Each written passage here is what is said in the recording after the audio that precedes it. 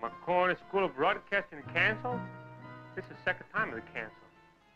I can't believe it. University of Bologna rescheduled for next year. Bologna? What's going on here? What is this? Call your tailor. You call it Gamarelli. Tell him to lay off me. One lousy suit on before I pay him when I get it. You know what I mean? Tell him to leave me alone. All the clothes I get from him, not from him. Oral Roberts canceled. What is this? Can't believe it. This is the mail? What's going on here? Can't believe it. Susie Palomar, Santa Barbara, California. Better save this. Send me some cookies or something. Tape.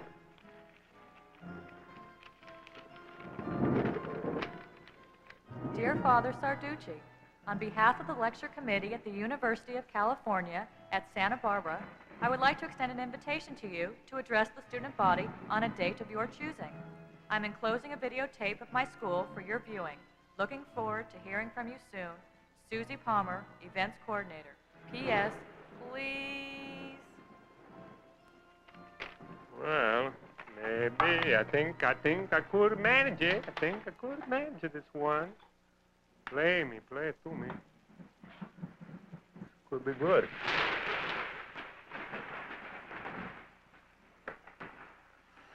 UC Santa Barbara is one of 9 campuses of the University of It's California. the ocean. It's out of the Widely ocean. regarded Look, the greatest what? public This a college? university in the world. Sister, telefono per piacere 805 555 7212.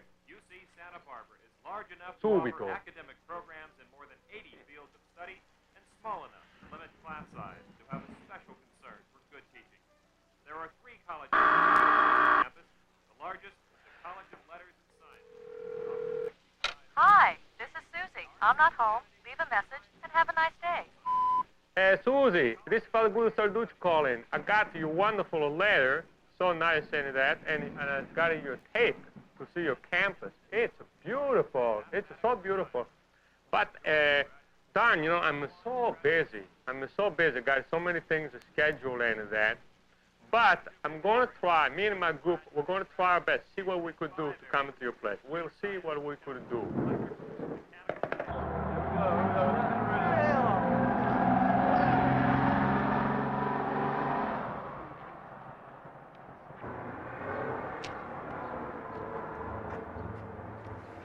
Yes, excuse me, please. Could you tell me, please, where is Santa Barbara University? College, Santa Barbara College, maybe. Santa Barbara's College, Santa Barbara University.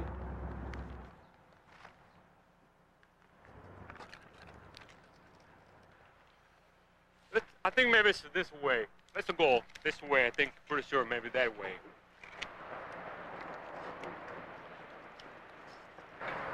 Yeah, hey, we got it. Hurry up, come on, let's go, hurry up.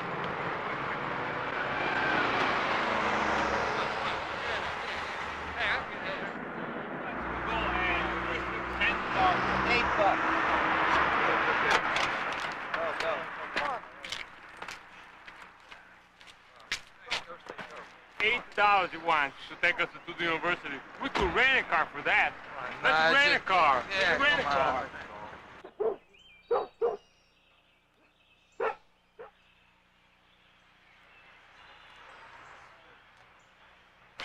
You won't believe what they want to rent a car in this country.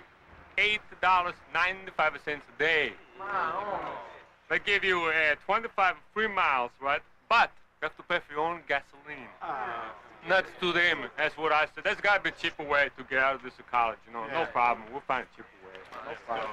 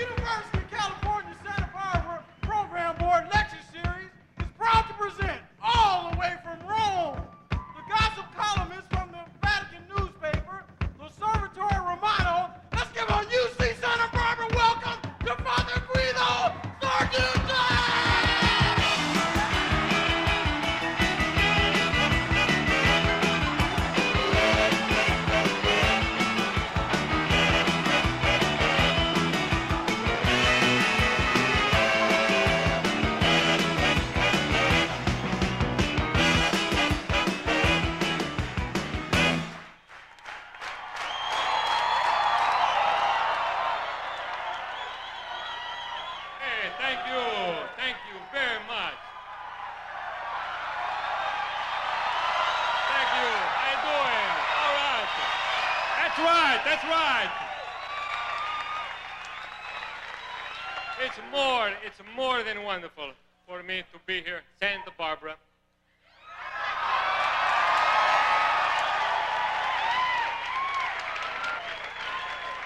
Santa Barbara has always been one of my favorite saints.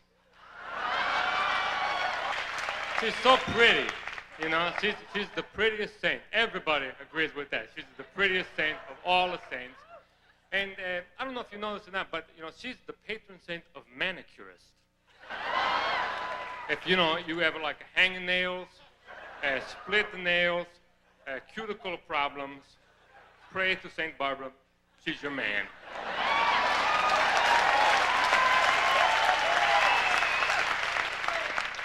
While I think of it, they asked me to make this announcement. Somebody left their light on. It's a Schwinn 10-speed.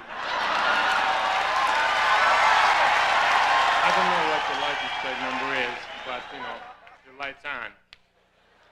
I want to thank Father Billy and the Beatles for their wonderful intro.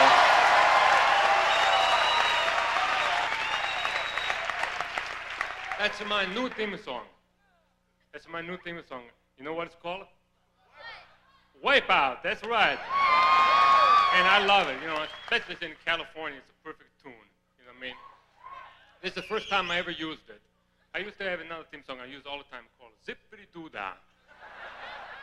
And I love that song, but this company, I named them by name, Walt Disney Company, this Mickey Mouse company from out here, California, someplace.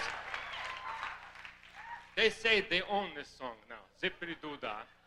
And they send me letters from their lawyer, right? And they says, cease and desist. Don't use Zippity Doo Dah no more. And the reason, you know what the reason is? They says, I'm not their image.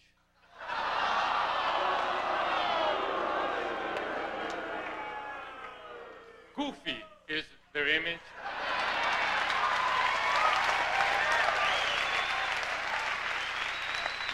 Dumbo, you know, Dumbo, that's another one of their image. Donald Duck and his 3 illegitimate nephews. That's their image.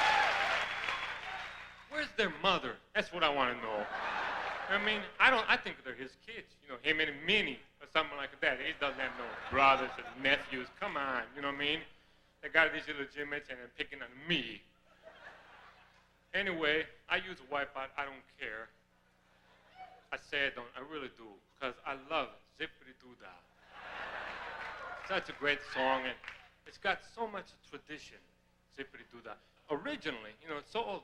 Originally, what it is, it's the national anthem of the country of Doodah. So many American people don't even know where Doodah is. You know where it is? It's Europe. It's in Europe. That's where it is. It's way up in the mountains, like 300 yards up there. You got to take a donkey. It's the only way to get up there. And it's named after Saint Doodah. And this fellow, Saint Doodah, he became a saint because he lived in a tree trunk for 50 years. That's what you got to do sometimes, you know, to become a saint. I'm not, you know, I'm passing on that, you know. Maybe if I could take, you know, like Tina Turner, some, you know, like that, in the tree trunk with me. But what happened to him, he was 20 years old, and he was, you know, just laying around on the couch, you know, drinking beer all the time. And his mother says to him, she says, get a job. She says, what are you going to do with your life? And he said, I don't know. And that's his famous quote. In fact, in downtown Doodah, in the main piazza, they got this statue. You know, it's like a marble tree trunk. Got this little head sticking up. Underneath says, I don't know. Saint Doodah.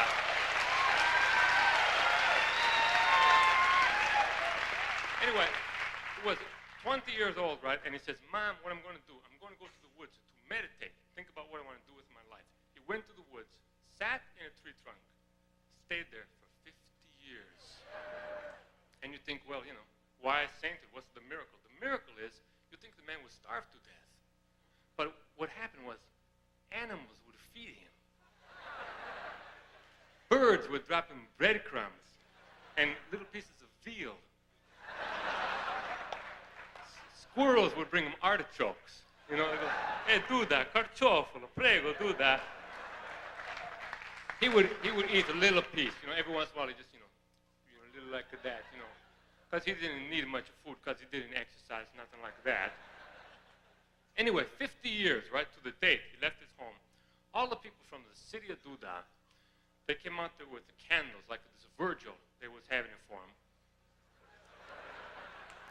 I know what I said. City of Duda, country of Duda. See, the country of Duda has 3 cities, and the main city also is called Duda. It's like New York, New York. Duda is the whole name.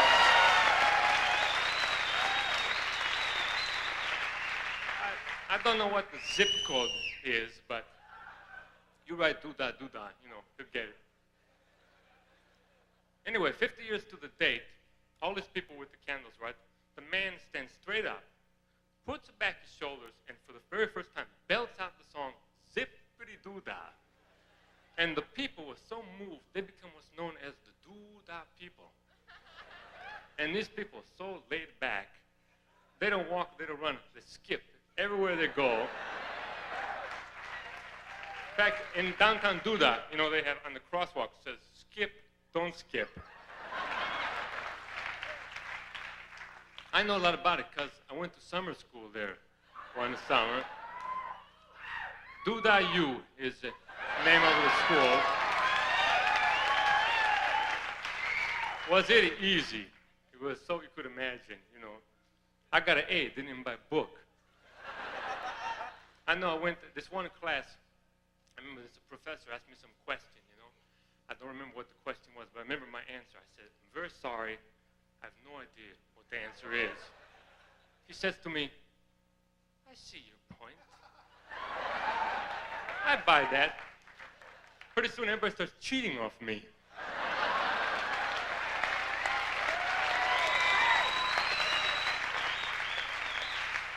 Well, I love the song. I wish I could use it, but Wipeout is, you know, fine anyway in my booklet. It's a good one.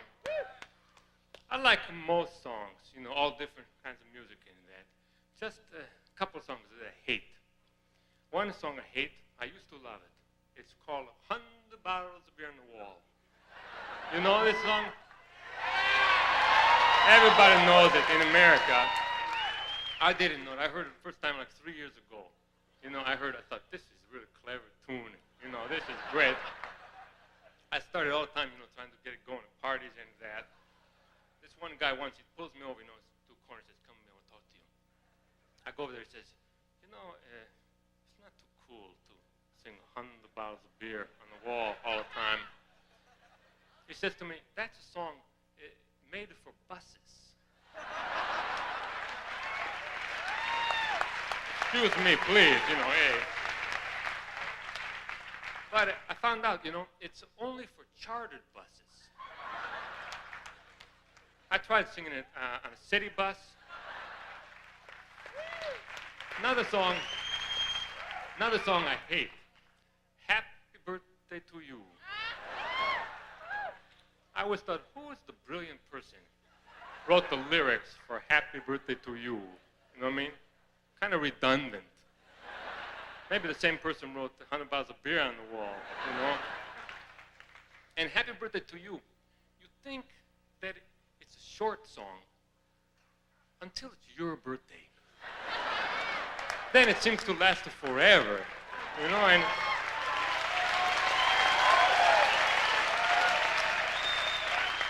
And you don't know where to look. You know what I mean? You just sit there, they bring you the cake, you know, everybody's singing, you just sit there, you know. Thanks.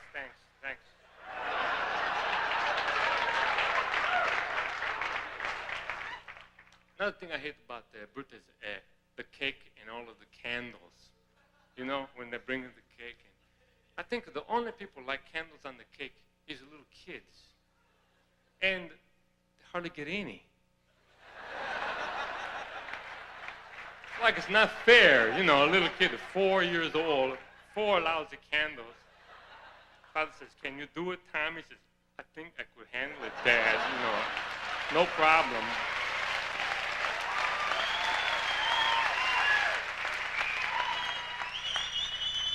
I went to this birthday party recently in Italy. Man's name is Cardinal Dario Fungi, 111 years old. He's the oldest living man in Europe. On his own. There are a couple, I guess, guys older who are like on machines and that, but he's the oldest man going on his own.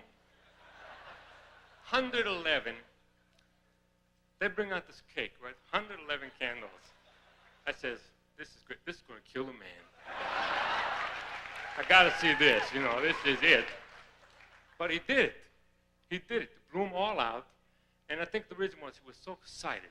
It was like a surprise birthday party. We flew his mother in from Naples.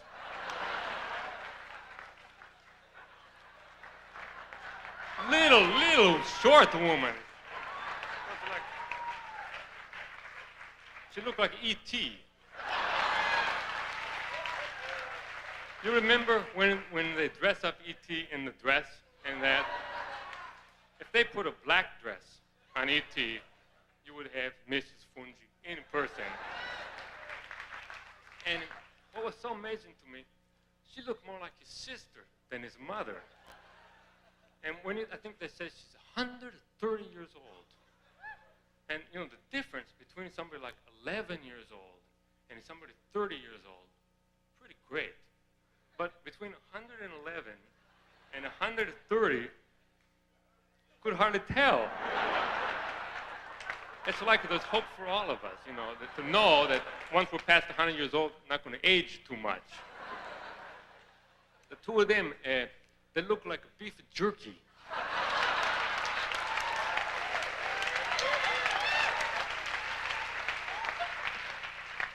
I got this idea about insurance. You know how it works, life insurance?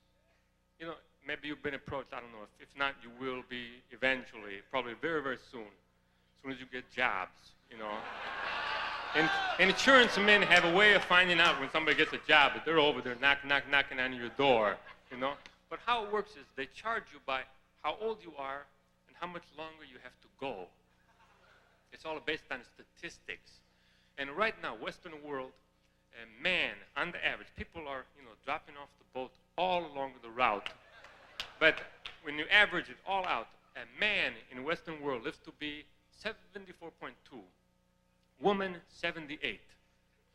And I don't know why, maybe it's because of high heels or something. I don't know why that is exactly. Anyway, I got an idea. Like a little girl, 1 year old, instead of having a birthday cake with one lousy candle on it, what you do, you have a birthday cake with 77 candles on it. You see, because this is how many more she has to go. Then, every year, you have one less. See, what this does, it gives all of us a goal to try to clean the cake. And then, once you've cleaned the cake, this means like you've beat the insurance companies. It's like you won. That's right. Then you get a free cake. I should give a free cake to the clean cake people. Free rides on buses, everything is free. Is Reagan a clean cake person? I know he's your neighbor, he lives right up the road, right? I don't know. I think he's almost. But he looks real good, he looks pretty good. Only thing is his neck.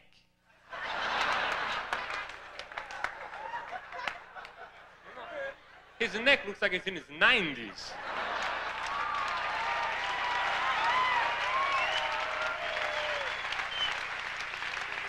Looks like, it's 15 to 20 years older than the rest of him.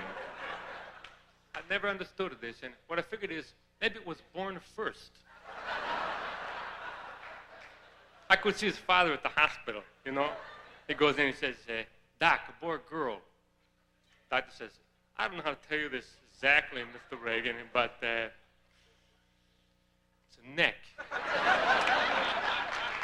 You're wife just gave birth to 7-pound, 2-ounce neck. But the neck must have had buds on it, you know, because he did pop out of it eventually. What, the first little boy, that's what he became first of all, little boy, then a radio announcer, then a movie star, then the governor of California, then the president of the United States. Who knows what next? You know, kind of scary, I think.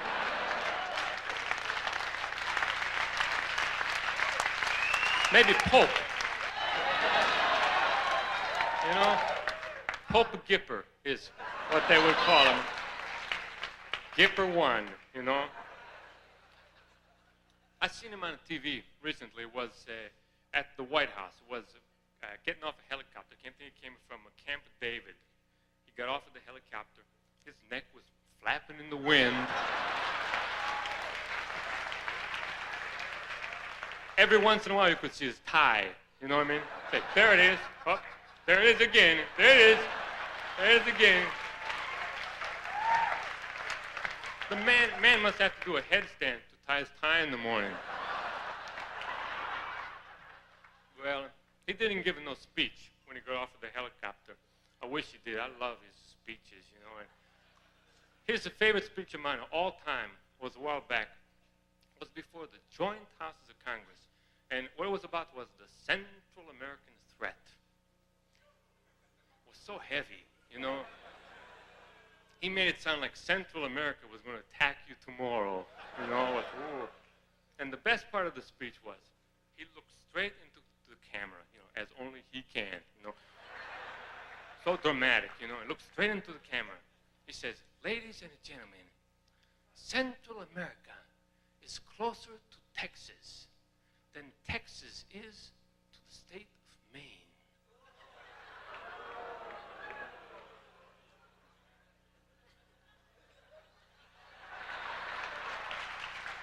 I'm shaking in my boots. What is this? You know, it's like,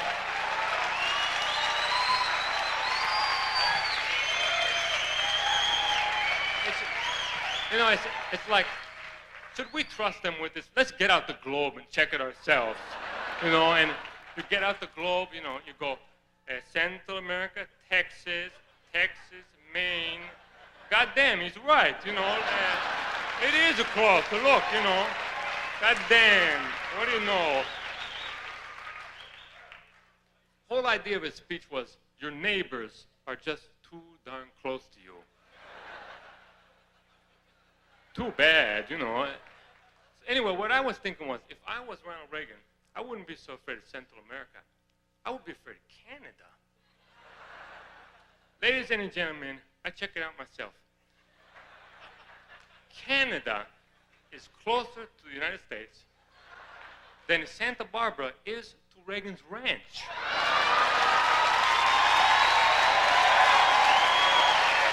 That's right. Don't trust me, you know, check it out yourself. You'll see Canada, this country, you know, goes on for 3,000 miles. It's just this country looming over you, rubbing against you, could come down and attack any time. I know what everybody says. Everybody says the same thing. Canada's your friend. You've been friends for 200 years. What I say to you is, don't push your luck. Who knew 10 years ago there would be trouble in Central America? You know, 10 years from now, it would be Canada. And if I was Reagan, I'd nuke them.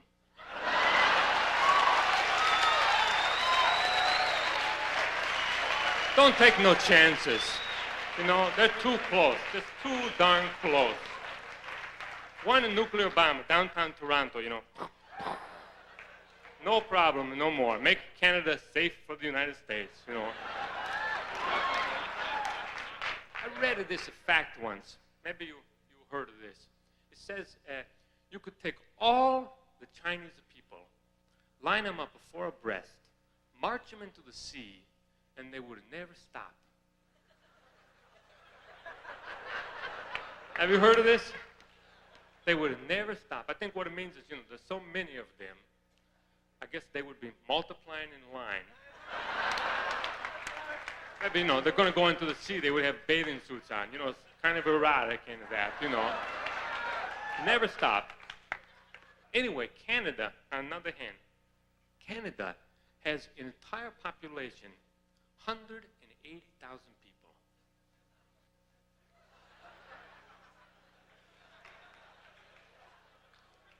Don't quote me on this exactly, but 180, 190, I know it's not more than 200,000 people.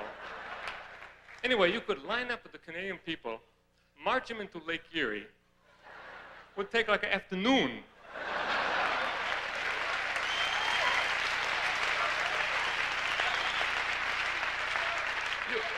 You could have lunch, march them into the lake, and be home for dinner. I say, what's holding things up? Let's start. Only thing, you got to do it in the summertime. Because in the winter, Lake Erie can freeze over. And they could run across and infiltrate on you. Snowbacks is what you call them.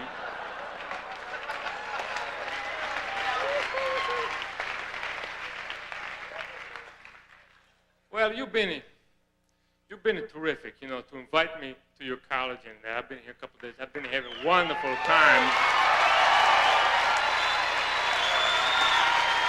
It's been great. I got it. How it all happened was I got this letter from this girl on one of your committees or something. She says, "Come to Santa Barbara, UC, what do you call it?" And she sent me this tape. Like a film tape over the campus, showed the ocean and the trees. It looked so beautiful. Anyway, what I thought, since you sent me the film of your school and that, what I thought was maybe I should make you a film to show you where I come from.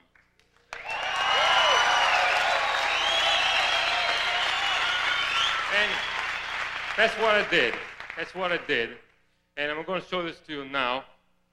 I got to take this away, pull it down to the screen. Hey, Joe, can you please? Lord, he's been up there all this time, poor guy. Lower it down. All right, thanks a lot, Peppino.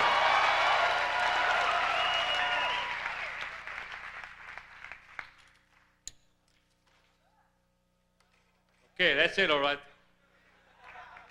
Maybe we have to lower the lights a little bit so you could see it.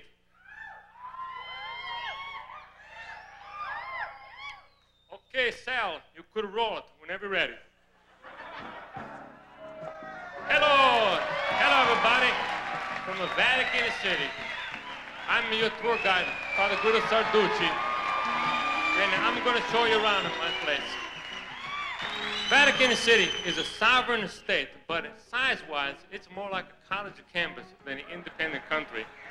It's 1/3 the size of a Disneyland, and only 1/8 the size of your New York Central Park. But we have beautiful gardens, we have 3 banks, we have our own mint, we have a seminary, we have a wonderful museum. This is our band. Like you have a band, we got a band too. This is from a few years ago, our ecumenical council, kind of like our homecoming. Everybody came out of the woodwork for this one. A lot of these guys haven't seen each other years and years. They was reminiscing, having a wonderful time. Here they're lined up going into some party, and it was a great party. It was eating cookies and, rubbing elbows. The top guys were there. It was a great, wild time. We had a wonderful time. Some guys couldn't get in, and they was mad. You could hear a pin drop in that room. This is where the Pope lives. Not on top. That's the president of the Vatican Bank, but that's the Pope's place. Doesn't look like much from the outside, but inside it's a beautiful high ceilings. He's got a fountain there, a working fireplace. You could see it. This is a memento he brought back, I think, on one of his trips. There's a lot of those around. I guess that some tour was going through. They make you take off your shoes. That's his pool, heart shape. He loves to swim in the shape of a heart. This is, you have like this campus security, our campus security, Swiss Guard. Swiss Guard known for their 500-year-old out-of-date uniforms and their total lack of personality, including a sense of humor. Oh, this is from our seminary, Gregorian Seminary. That's where I went on the Vatican campus. And people are the cream of the crop. It comes from all over the world to Gregorian Seminary. They're lined up here to do their laundry.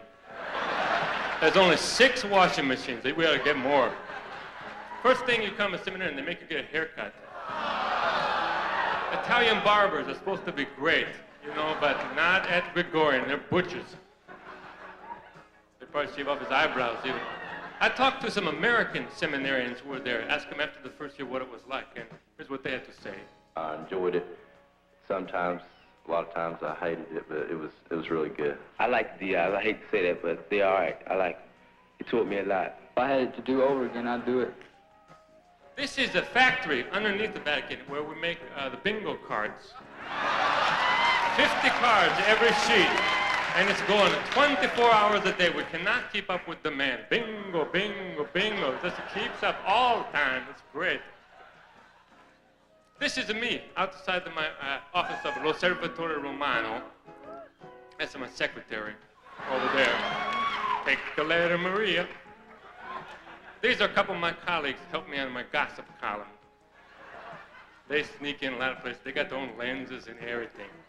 This is a Radio Vatican, which we broadcast in over 20 languages. Also, we have a station called Radio Free Vatican. It's a boat docked 2 miles off the coast of Albania. See, we got a big loudspeaker on top. We broadcast to these guys, you know, listening on the shore. This is our station manager, Father Puzzola. He's going in for supplies. Hope they don't start throwing stuff at him again. There are museums every which way at the Vatican. You probably heard of like Pietà. We have so many famous works of art. But my favorite museum is coming up. This is it. Call it the Connie Museum. We have so many nice statues of Connie. That's Connie Francis, Connie Stevens. I think Connie Chung is the next. No, that's I forget her name. Connie, what's her name? Michelangelo did a lot of nice sculpture, but he never put wigs or dresses on them, you know, like these, and so much better. These are worth millions of dollars. They're real valuable. The total wealth of the Catholic Church, only God and the top Vatican financial advisor knows for sure, is what they say. God's not talking, and the top Vatican financial advisor is presently in jail, and he's unable to return my phone calls. But if I may quote the great Carl Sagan, who said that there are billions and billions of stars, all I could say is it's worth billions and billions of dollars.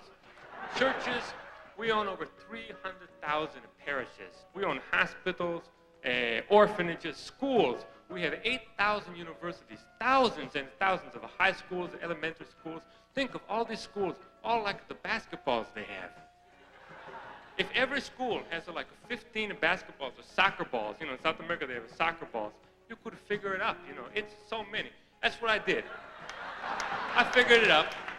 Ladies and gentlemen, if you took every basketball and a soccer ball the Catholic Church owns, line them up in a row, they would form a basketball, soccer ball highway that went all the way around the globe, went into the universe, past the moon, come back again, and still, there would be enough left over for every man over the age of 18 in a city the size of Bologna to have one basketball and one soccer ball each. I figured this up myself. It's time to say goodbye from the Vatican City. We say goodbye, everybody. Goodbye. It was a lot of fun. Goodbye, Santa Barbara. Okay, goodbye, screen.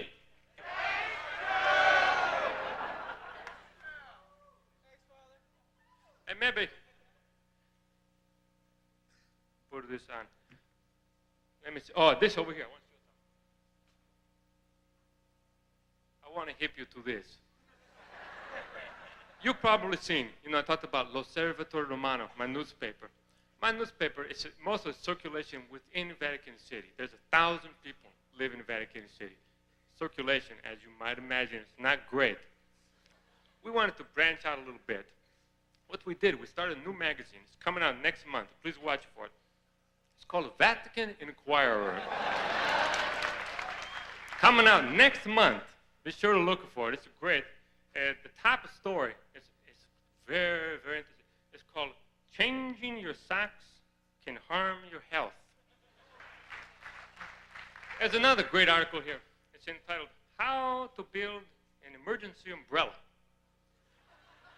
And it shows you how to build an emergency umbrella using just a stick, a hula hoop, and a plastic garbage bag. It's like, you're stuck in a rainstorm, you forgot your umbrella at home, but you do have a stick, hula hoop, and a plastic garbage bag with you. This is the article for you. It's a great article, and it pictures an article entitled Mussolini and Bride Living in Denver. There's another great article entitled The Missing Commandments. You probably thought there was only like 10 commandments, but there's so many more. I don't know how much you know the Bible, but what happened with the Bible was Moses was the man who got the commandments. He went to the mountaintop. God gave him these 2 tablets with all the commandments on them. He brought the tablets down to his hometown. He found the people there was like worshiping a cow or something like that. He was so mad, he threw down the tablets and broke them. Then later on, he tried to remember what they were. And Moses, he was like old man. He was like 90 years old. He was grumpy. He had a chip on his shoulder from this cow incident. All he could remember was like the negative ones. Don't do this, don't do that, thou shalt not this, thou shalt not that. But a lot of the commandments were more like advice in that, And for instance, the 11th commandment, wait half hour after eating before you go swimming.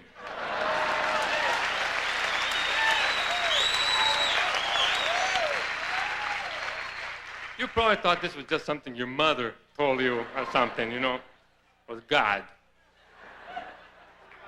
Another one, 12th, whistle while you work. You probably thought this was from Disney, stole it from God. Another, 13th commandment. This is a great one. 13th commandment says, when you use Q-tips, just go around the outside of the ear. Don't go poking in the canal. Don't poke like that. You see, this was especially important in biblical times. Because in olden times, they didn't have nice Q-tips like we do today. What they used to do, they used to use like a quartz, rock. And they would put a sponge on the end, and they go poking, they get the sponge into the ear, then they go swimming, and the sponge, just, they can't hear nothing, Another one, don't look at your neighbor's wife through a telescope.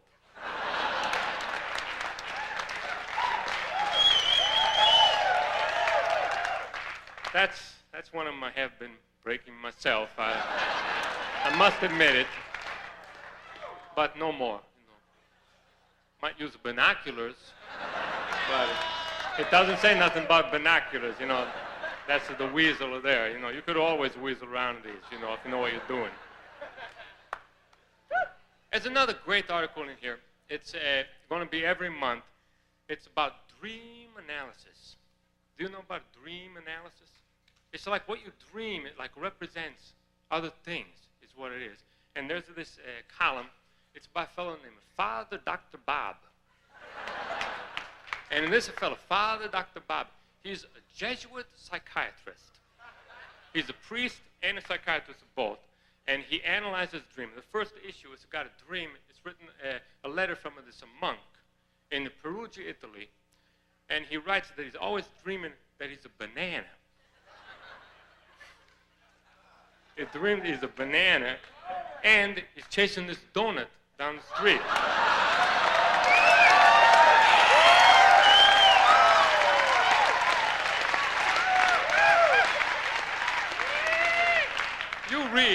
You read what Father Dr. Bob has to say, It's got nothing to do with the bananas or donuts. It's pretty interesting, let me tell you. I had this one dream myself. I don't think I'm going to write to Father Dr. Bob about it, but I've had this dream for 3 nights in a row, and that means it's true. I don't know if you know that. 3 nights in a row. And what it is, I dream I'm in heaven. I don't dream that I died, but I must have skipped that part. But I dream I'm in heaven. First thing, I get to heaven, they give me this box. And inside the box, there's like 3 umbrellas, a couple of wallets, some loose change, some keys, a couple of gloves. I says, what's this? The guy says to me, well, now that you've lost your life, you get to have back everything you lost during life. But then I says to this guy, well, I'm ready. I thought, I'm going to be judged. And this guy just smiles at me, doesn't say nothing, but right away, just from the smile, I knew what he meant. And what he meant was, who do you think you are? You're going to be judged. You're going to see God. And I knew what he meant, because if you wanted to see, like, the mayor of Santa Barbara, I don't know what would happen. You go to his office. I don't know, they say, Jim's here, come on in. Probably they would say, come back Tuesday, or 3 weeks down the line or something like that. If you wanted to see, like, President Reagan, you go to the White House, probably they would arrest you, you know what I mean? But Reagan, compared to God, Reagan's like some flea on the back of an ant compared to God,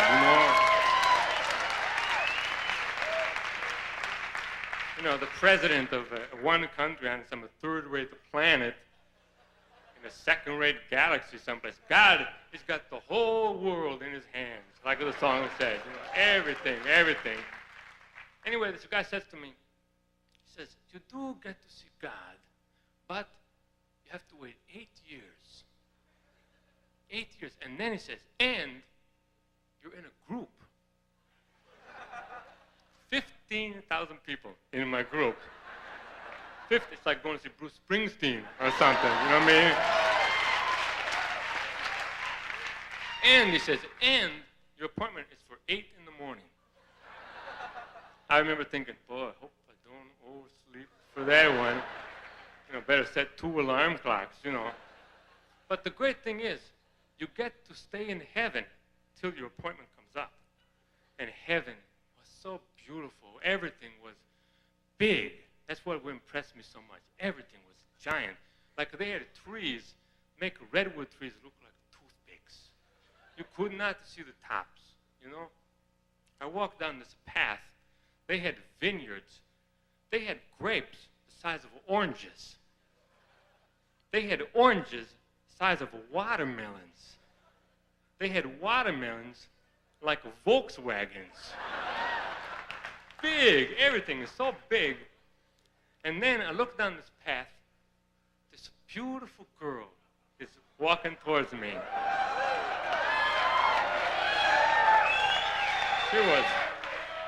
She was so pretty, and she had this long hair, went down to the ground, then up again into the air. Guess you had to be there, to really know what was great. She says to me, my name is Rhonda, and I'm here to help you. I remember I said, Rhonda, I'm your man, help me, Rhonda, please, Right away, first thing she says to me, she says, are you hungry? And I was hungry. First thing I got there, they gave me this bagel. It looked like a bagel by Firestone. You know what I mean? It was giant, a bagel. I took 2 bites. Was it dry? They didn't give me no jelly, no butter, nothing like that. I wasn't real hungry.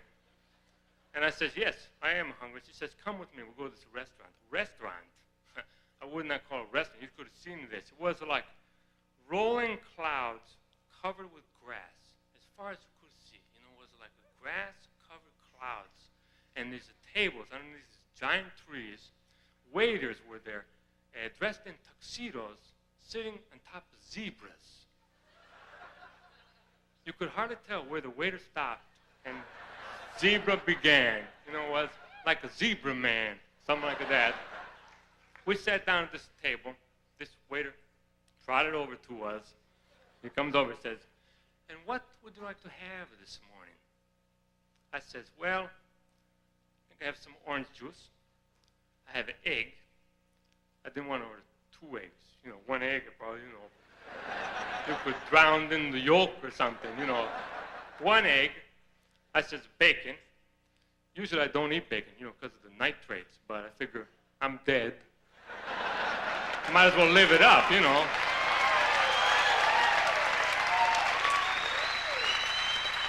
And I says, "And I have a cappuccino." Anyway, this guy looks at his watch. He says, "Boy, I'm sorry to tell you this, pal, but it's after 11. I says, "What?" He says, "There's no breakfast in heaven after 11. And right away, you know, I thought of that prayer. You know, it says, "It is on earth as it is in heaven." There's no breakfast here after 11. There's no breakfast there after 11. It's like no justice here, no justice there. What are you going to do? Well, what I was going to do for you now is a little song called "No Breakfast in Heaven After 11. But remember what I do first. Maybe I'll take some questions. You know, maybe some people want to ask some questions and that, and somebody wants some advice and counsel. I'm your man. Yes, sir. Okay, no disrespect intended, but are you a virgin?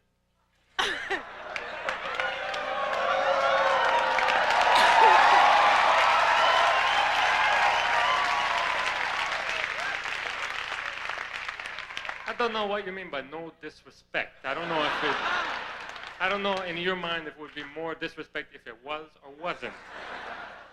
But let me just say, you know, priests are celibate. And I am celibate as well. Not on weekends, of course, but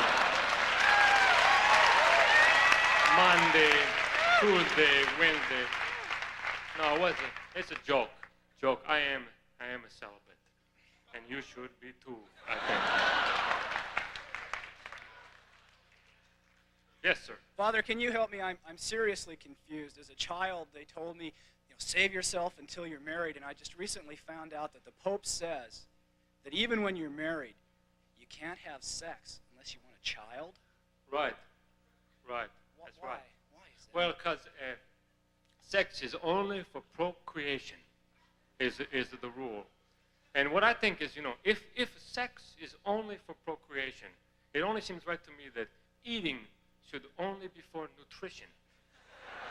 You know, so the next time the Pope sits down, you know, and orders lasagna, veal milanese, some wine, they should say, have a donut and a vitamin pill. You know, that'll take care of it.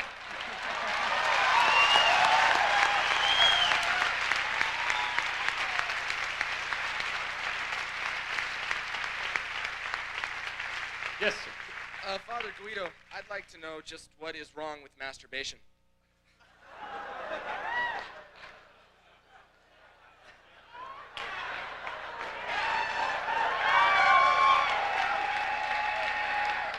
You know, masturbation is a sin, but it's not a big sin. It's not a big sin. You know, we have this thing like a Fatima letter that said, what it said was, life is a job. And each of us are getting paid $14.50 a day to be here.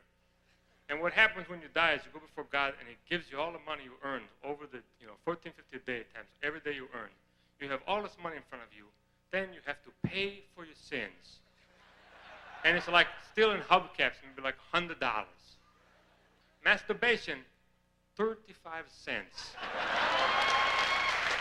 35 cents. Or 3 for $1. 3 for $1. Thank you, Father. But, you know, to get the discount, you got to do it 3 times in a row. That's the rub. Well, thank you, Father. I'll sleep much better tonight. Okay, lots of luck. And yes, miss.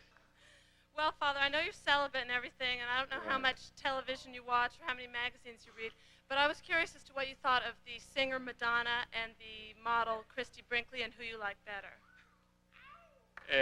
if I had my choice, you know what I mean? Like, Christy, Brinkley, and Madonna. I'm a Madonna man, I think, personally.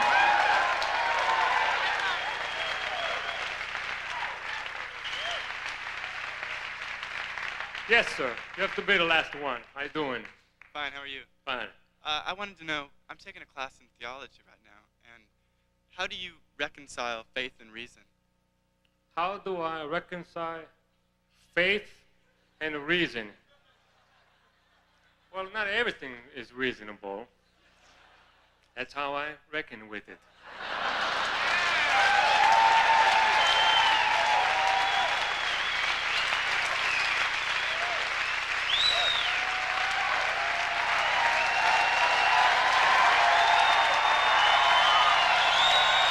Hey, thank you. Thanks a lot.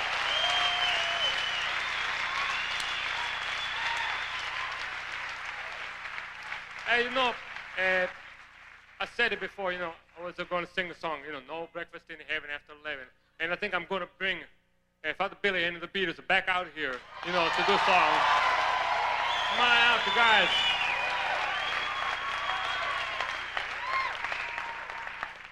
I don't know where these guys have been all this time. These guys are great. They play for all the Vatican parties. They go to seminaries and convents all around. They play for like the Swiss Guard New Year's party. They're the tops.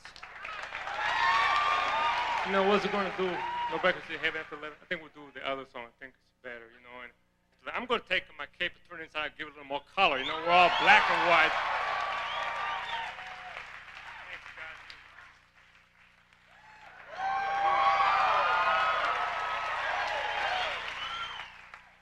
This song is really more of a prayer than it is a song.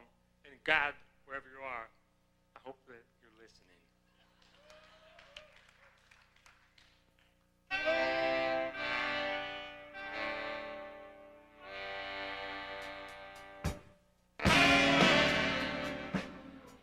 Heaven, please send all mankind understanding and peace of mind. But if it's not asking too much, please send someone to love. Please send him someone to love. So they will to get along. Peace will enter when hate is gone.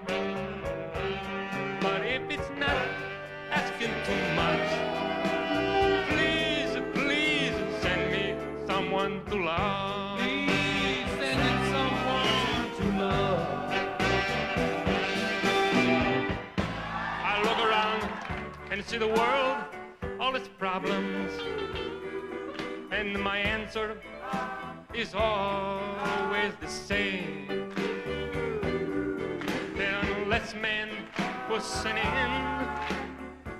to this damnable sin, hate will put the world in a flame. What a shame. Just because I'm in misery, I don't beg for no sympathy. But if it's not asking too much, please send me someone to love. Please send him someone to love.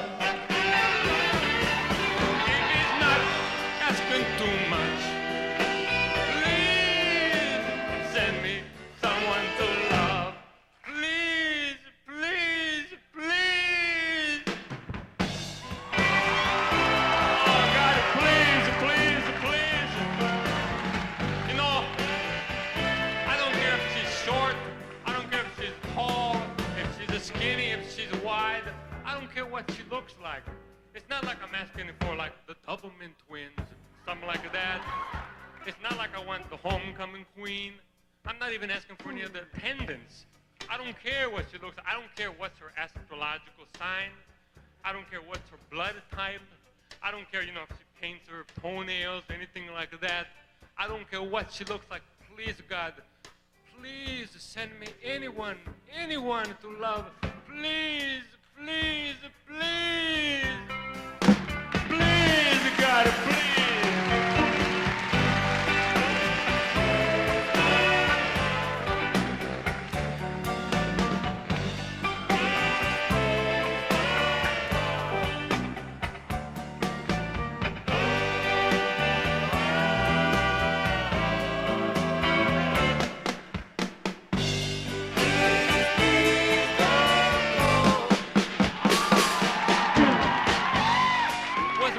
Wonderful. Spending some moments here with you. Santa Barbara, been terrific.